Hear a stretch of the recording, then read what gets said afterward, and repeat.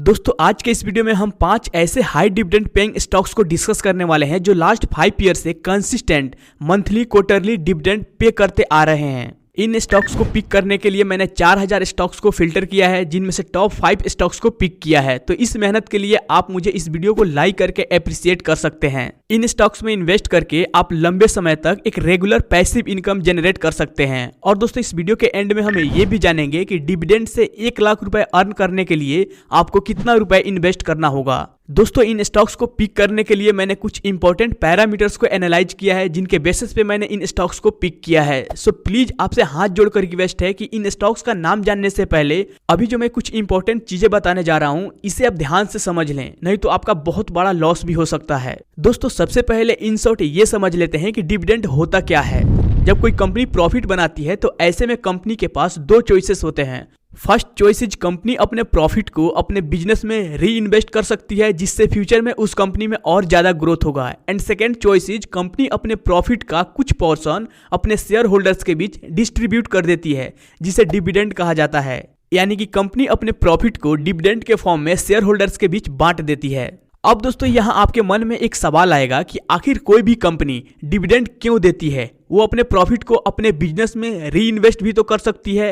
And दूसरी चीज, dividend investing से एज ए इन्वेस्टर आपको क्या क्या फायदे होंगे? तो इसका आंसर है, ज्यादातर जो कंपनियां डिविडेंड पे करती है वो बहुत पुरानी एंड वेल स्टैब्लिश्ड कंपनियां होती है, और इनमें जो ग्रोथ पोटेंशियल होता है वो उन कंपनीज के कंपैरिजन में कम होता है जो कंपनियां डिविडेंड नहीं देती है, जो कि इंडिकेट करता है कि ये कंपनी जब अपने ऑपरेशन से एक्सेस कैश जनरेट करने लगती है तो उसे अपने बिजनेस में री इन्वेस्ट करने के लिए इनके पास ग्रोथ अपॉर्चुनिटी नहीं होता है, जिसकी वजह से ये कंपनियां अपने प्रॉफिट के कुछ हिस्से को as a dividend share holders के बीच बांट देती है। और as a investor dividend investing से होने वाले फायदे की बात करें तो जो लोग ऐसे स्टॉक्स में इन्वेस्ट करते हैं उनको यहाँ 2 इनकम का सोर्स बन जाता है। फर्स्ट, स्टॉक प्राइस एप्रिसिएशन से, जब लंबे समय में शेयर का प्राइस बढ़ता है तो वहां से उनको रिटर्न मिलता है।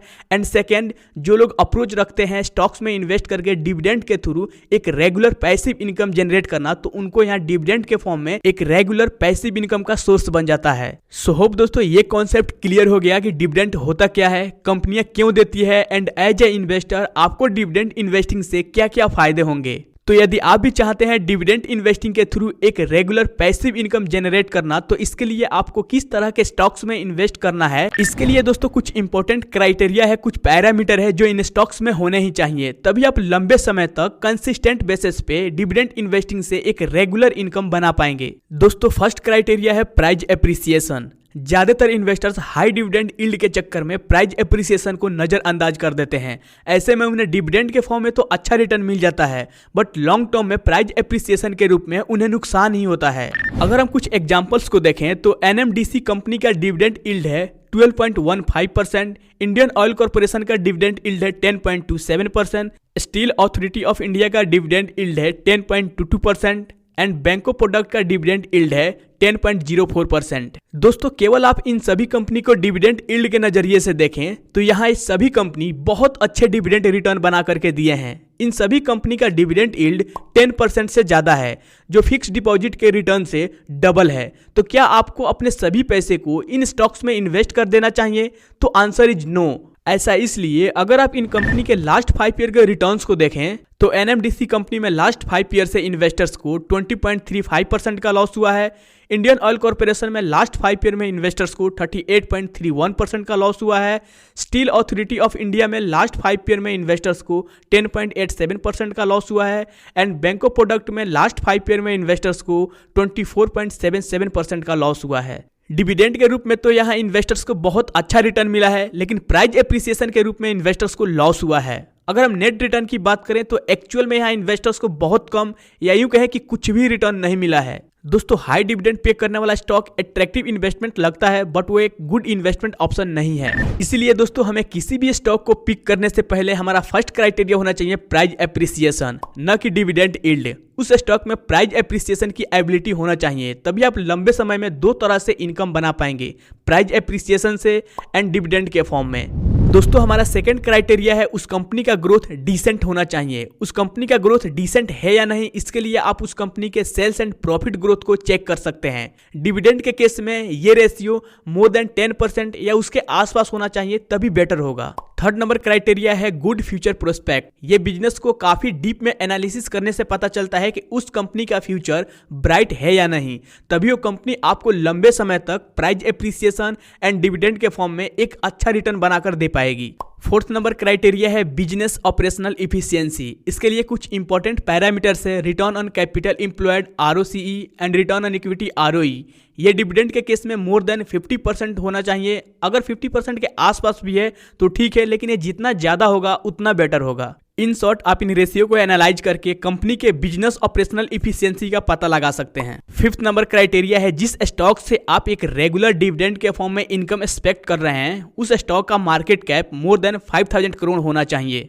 एंड लास्ट में आता है इन सभी क्राइटेरिया को फुलफिल करने के बाद डिविडेंड यील्ड जो मोर देन 4% होना चाहिए, तभी आप एक रेगुलर पैसिव इनकम जनरेट कर पाएंगे। फाइनली दोस्तों इन सभी क्राइटेरिया को ध्यान में रखते हुए मैंने 4000 स्टॉक्स को फिल्टर किया है, जिनमें से टॉप 5 स्टॉक्स को शॉर्टलिस्ट किया है। तो चलिए अब एक एक करके इन सभी स्टॉक्स को देख लेते हैं और फिर इस वीडियो के एंड में जानेंगे कि अगर हमें डिविडेंड से 1 लाख रुपए अर्न करना है तो हमें कितना रुपए इन्वेस्ट करना होगा। तो इस वीडियो को एंड तक जरूर देखिएगा।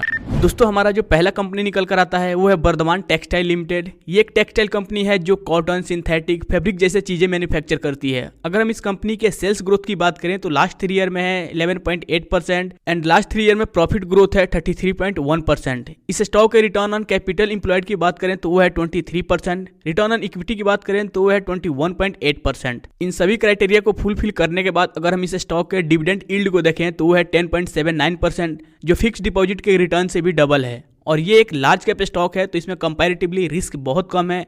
आप इस स्टॉक में इन्वेस्ट करके प्राइस एप्रिसिएशन के रूप में एंड डिविडेंड के रूप में इन दो तरह से इनकम बना सकते हैं। दोस्तों हमारा सेकंड कंपनी है नेशनल एल्यूमिनियम कंपनी लिमिटेड। ये कंपनी एल्यूमिनियम एंड पावर की प्रोडक्शन करती है। अगर हम इस कंपनी के लास्ट 5 ईयर में सेल्स ग्रोथ को देखें तो वो है 13.5% एंड लास्ट 5 ईयर में प्रॉफिट ग्रोथ है 33.5%। अगर हम इस कंपनी के रिटर्न ऑन कैपिटल एम्प्लॉयड की बात करें तो वो है 34%, रिटर्न ऑन इक्विटी की बात करें तो वो है 25.4% एंड फाइनली इन सभी क्राइटेरिया को फुलफिल करने के बाद अगर हम इस स्टॉक के डिविडेंड यील्ड को देखें तो वो है 8.02%, जो फिक्स डिपॉजिट के रिटर्न से काफी ज्यादा है। अगेन ये कंपनी भी लार्ज कैप है तो कंपैरेटिवली इसमें रिस्क बहुत कम है। इस स्टॉक में भी आपको दो तरह से रिटर्न मिलेगा, प्राइस एप्रिसिएशन के रूप में एंड डिविडेंड के रूप में। दोस्तों हमारा थर्ड कंपनी है पावर फाइनेंस कॉर्पोरेशन लिमिटेड। इस कंपनी का जो लास्ट 5 ईयर में सेल्स ग्रोथ है वो है 22.6%, लास्ट 5 ईयर में प्रॉफिट ग्रोथ है 44.4%। इस स्टॉक का रिटर्न ऑन कैपिटल एम्प्लॉयड है 9.38%, रिटर्न ऑन इक्विटी है 21.2%।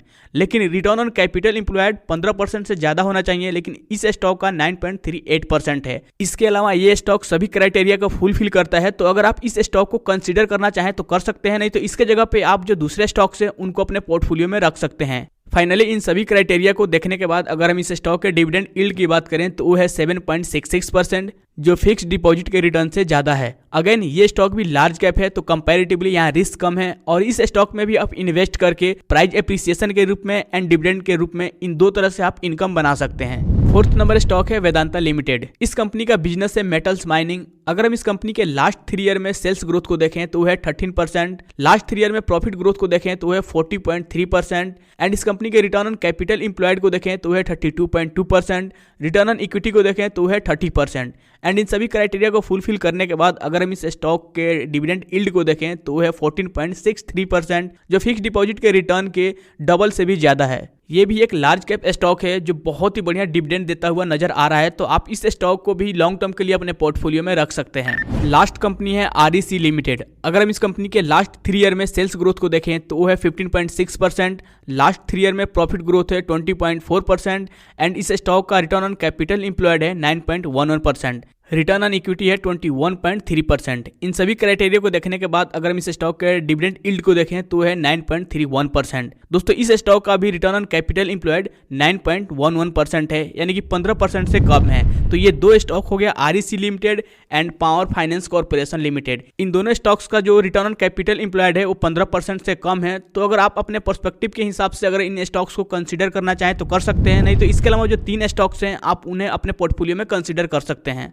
दोस्तों इन स्टॉक्स में इन्वेस्ट करके आप एक रेगुलर इनकम जनरेट कर सकते हैं। तो जब भी आप स्टॉक पिक करें तो डिविडेंड यील्ड देखने से पहले प्राइस एप्रिसिएशन देखना बहुत इंपॉर्टेंट है। And I am sure in criteria के बेसिस पे जो स्टॉक आप पिक करेंगे वो स्टॉक उन हाई डिविडेंड देने वाले बुरे स्टॉक से तो अच्छे ही होंगे। और दोस्तों ये कोई रिकमेंडेशन नहीं था, आप भी इन स्टॉक्स के रिगार्डिंग और भी डीप एनालिसिस कर सकते हैं। ये बेसिक लेवल का क्राइटेरिया था, आप भी अपना कुछ क्राइटेरिया ऐड करके स्टॉक्स को फिल्टर कर सकते हैं। अब दोस्तों फाइनली सवाल ये आता है कि अगर हमें डिविडेंड स्टॉक्स में इन्वेस्ट करके 1 लाख रुपए अर्न करना है तो उसके लिए हमें कितना रुपए इन्वेस्ट करना होगा। तो ये बहुत ही सिंपल कैलकुलेशन है, ये डिपेंड करता है कि उस स्टॉक का डिविडेंड यील्ड कितना है। डिविडेंड यील्ड जितना ज्यादा होगा उतना ही कम आपको रुपया इन्वेस्ट करना होगा, और डिविडेंड यील्ड जितना कम होगा उतना ही ज्यादा आपको रुपए इन्वेस्ट करने होंगे। अभी कुछ देर पहले हमने वर्धमान टेक्सटाइल लिमिटेड को डिस्कस किया था जिसका डिविडेंड यील्ड 10.79% है। डिविडेंड यील्ड के अकॉर्डिंग अगर हमें वर्धमान टेक्सटाइल से 1 लाख रुपए अर्न करना है तो इसके लिए हमें वर्धमान टेक्सटाइल में 9 से 10 लाख रुपए इन्वेस्ट करने होंगे। एक और स्टॉक हमने डिस्कस किया था पावर फाइनेंस कॉर्पोरेशन लिमिटेड। इस स्टॉक का डिविडेंड यील्ड है 7.66%। इस डिविडेंड यील्ड के अकॉर्डिंग अगर हमें इस स्टॉक से 1 लाख रुपए डिविडेंड के फॉर्म में अर्न करना है तो उसके लिए हमें इस स्टॉक में 13 से 14 लाख रुपए इन्वेस्ट करने होंगे। ऐसा ही अगर हम इन सभी स्टॉक्स का एक पोर्टफोलियो बनाएं तो इस पोर्टफोलियो का जो on an average dividend yield होगा वो होगा 10%। डिविडेंड यील्ड के अकॉर्डिंग अगर हमें इस पोर्टफोलियो से 1 लाख रुपए अर्न करना है तो इसके लिए हमें इस पोर्टफोलियो में 10 लाख रुपए इन्वेस्ट करने होंगे। ऐसा ही मान लीजिए कि एक और डिविडेंड स्टॉक पोर्टफोलियो है और उस पोर्टफोलियो का on an average dividend yield 5% है। तो डिविडेंड यील्ड के अकॉर्डिंग आपको उस पोर्टफोलियो से 1 लाख रुपए अर्न करने के लिए उस पोर्टफोलियो के स्टॉक्स में 20 लाख रुपए इन्वेस्ट करने होंगे। फाइनली दोस्तों किसी भी डिविडेंड स्टॉक को पिक करने से पहले हमारा फर्स्ट क्राइटेरिया होना चाहिए प्राइस एप्रिसिएशन एंड लास्ट में डिविडेंड यील्ड। अगर आपके मन में इस वीडियो के रिगार्डिंग कोई क्वेश्चन है, कोई क्वेरी है तो आप नीचे कमेंट सेक्शन में पूछ सकते हैं। अगर आप चाहते हैं मैं डिविडेंड स्टॉक्स के ऊपर और वीडियो लेकर आऊं तो उसके लिए आप कमेंट कर सकते हैं। अगर वीडियो पसंद आया है तो वीडियो को लाइक कीजिए, चैनल पे पहली बार है तो चैनल को सब्सक्राइब करके बेल आइकन को ऑल पे सेलेक्ट कीजिए। सो फिर मिलते हैं एक और नेक्स्ट वीडियो में। Till then keep learning and keep earning. Thank you.